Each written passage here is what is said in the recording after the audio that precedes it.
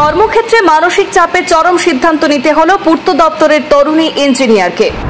তরুণী ইঞ্জিনিয়ারের লিখিত নোটে দুই সিনিয়রের বিরুদ্ধে উঠে আসে বিস্ফোরক তথ্য।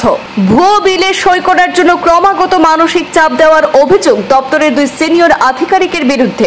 লিখিত নোট এবং পরিবারের তরফে দায়ের করা অভিযোগের ভিত্তিতে পুলিশ বিভাগীয় দুই পদস্থ আধিকারিককে গ্রেপ্তার করেছে।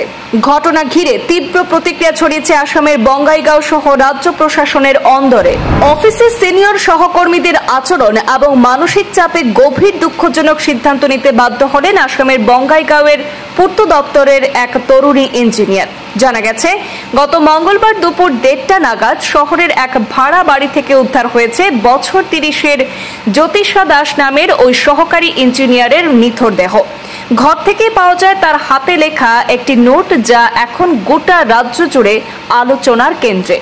নোটে জ্যোতিষার দাবি, তাকে অফিসে ভুয়ো বিলে স্বাক্ষর করানোর জন্য ক্রমাগত মানসিক চাপ দেওয়া হতো। এই অভিযোগের ভিত্তিতে গ্রেপ্তার করা হয়েছে দপ্তরের প্রাক্তন এক্সিকিউটিভ ইঞ্জিনিয়ার, বর্তমানে সুপারিনটেন্ডেন্ট ইঞ্জিনিয়ার দীনেশ মেধি শর্মা এবং সাব ডিভিশনাল অফিসার আমিনুল ইসলামকে।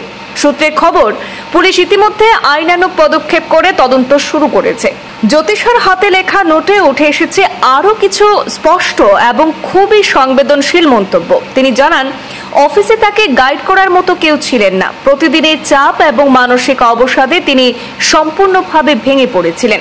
এছাড়াও তিনি উল্লেখ করেছেন যে সরকারি একটি প্রকল্পে বিল পাশ করিয়ে দিতে এক ঠিকাদারের হয়ে তাকে চাপ দেওয়া হচ্ছিল, যেখানে প্রয়োজনীয় নকশা এবং নথিপত্র ঠিকঠাক না থাকলেও তা অনুমোদনের জন্য তাগিদ দেওয়া হচ্ছিল। এই ঘটনাকে কেন্দ্র করে রাজ্য জুড়ে প্রশাসনিক স্তরে চাঞ্চল্য ছড়িয়েছে। জ্যোতিষার পরিবার অভিযুক্তদের বিরুদ্ধে এফআইআর দায়ের করেছে। বর্তমানে বঙ্গাইগাঁও পুলিশ এই ঘটনার নিরপেক্ষ তদন্ত চালিয়ে যাচ্ছে বলে জানা যায়।